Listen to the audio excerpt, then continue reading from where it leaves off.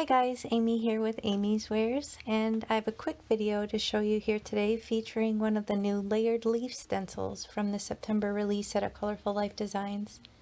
I'm just going to show you some of the products that I used for this project, and I'll warn you in advance, I did make two mistake versions before I finally got to the one that was the look that I wanted. So here I'm showing you the layered white oak leaf. You can see it has the positive and negative space as well as the detailed layer, so it really makes it very versatile and fun to use in all sorts of different ways. I'm using the other pieces of the stencil just to kind of put a plastic waterproof coating over the watercolor paper because I knew that post-it tape wouldn't really hold up to the water that I was going to introduce to it. So I decided to swap that other piece out and just lay down plastic packaging over the watercolor paper to protect it. And I'm dropping down two different colors of shimmer powders. These are Nouveau shimmer powders, and you don't want to squeeze the bottle. You just gently want to tap on the top of it and drop down little clumps of the powder. And I just have some water in a spray bottle here, and you'll see my mistake on this one. That's way too much water. I don't know what my deal is, guys. If you've watched my other videos, you've probably seen me do this technique a million times. So I don't know why I was so struggle bus. I've done it with even more detailed stencils than this, and I kept failing. So I'm showing you the mistakes that I made here. The mistake number one, I don't think I had an even enough spray of pixie spray, which is a must.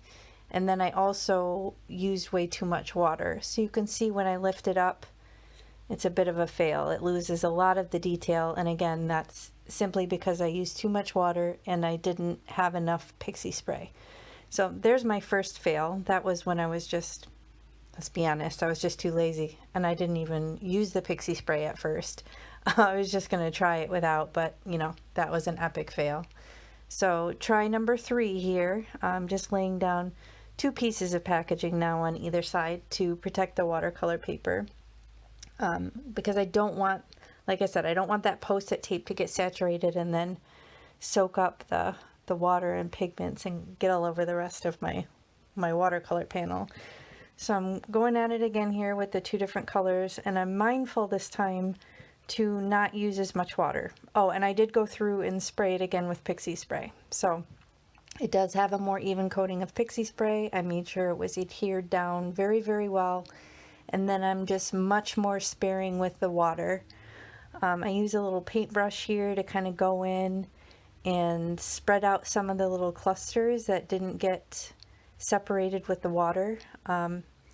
Typically I would use the water to spread it around, but because I don't want to introduce too much more, I'm just using the brush to kind of, you know, fill in the little holes. But I still like that organic kind of splotchy look, so I don't want to go too far with the blending and the brush.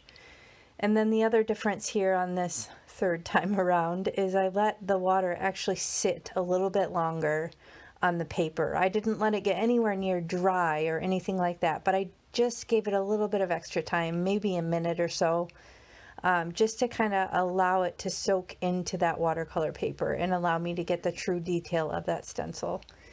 As you can see here at the big reveal, I'm just pulling back the packaging and the post-it tape. And I think I tried to pull it back from a different side too, started from the bottom this time maybe. Not sure if that makes a difference, but really it's just balancing the amount of water, making sure you use the pixie spray, and then you just slowly pull it back. And there's the magic. I can never get enough of these shimmer powders. They're just fantastic, and look at all that detail in the beautiful stencil. So here's the 3 panels that I made here. Oops, number 1 and 2, and then finally the third one. I do like the other ones, and I'll find ways to use them, but it just wasn't the look I was going for when I knew that the technique worked so well for me in the past. So I opted to take one of the smaller stitched rectangle dies and cut it into 3 different panels. And I have a card base made of Hero Hues. I can't remember the color, but I will link it in the video details. If you expand the video details and scroll down, I'll have links to everything and more information there. So I also die cut out with the same size panel into that adhesive backed foam. And you'll see I'm just liquid gluing those down. That gives it nice even dimension, and then it basically makes these 3 little panels glorified stickers. So I'm able to just kind of peel that backer right off and put it right on the card base. And then I decide, okay, here's my sentiment book.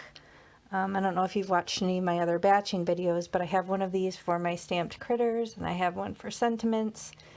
These are little baseball card protector pockets, so they work really well for all my pre-cut die cuts or critters, and it lends itself very well to my batching process. So if you're interested in that, I'll link that up in the top right corner as well if you want to check out more information on that. So I'm just kind of futzing around with the composition here, pulling out a couple different die cuts, seeing what I want to use. Not really feeling any of these.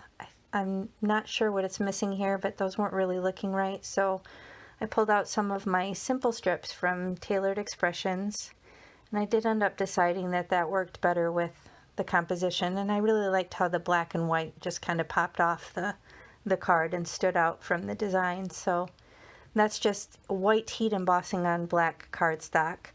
And again, I'll link those details in the video information. So again, I'm just kind of adjusting it, moving it around, seeing what layout I want to use. And I did use my T-square to help me line those up properly, and putting some Derice foam tape down here and liquid gluing the rest of it. And that really finishes my card today.